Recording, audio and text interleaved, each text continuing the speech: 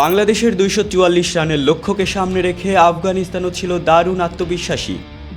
১২০ বলের মোকাবেলায় গুরবাজ তুলে নেন দুর্দান্ত সেঞ্চুরি। ঠিক সেই মুহূর্তে মিরাজের বলে তার আউট যেন কিছুক্ষণের জন্য মাঠের উত্তেজনা আরও বাড়িয়ে দেয়।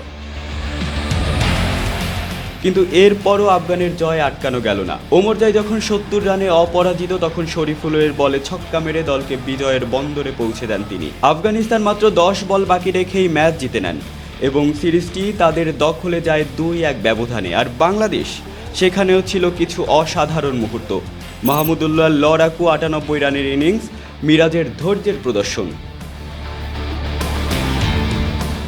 কিন্তু শেষ পর্যন্ত আফগানিস্তানের সামনে দাঁড়াতে ব্যর্থ হলো টাইগারদের বোলিং। ৫০ ওভারে ২৪৪ রান করে তাদের লক্ষ্য ঠিক ছিল, কিন্তু আফগানিস্তানের তাণ্ডবের সামনে সেটিও টিকে রইল না।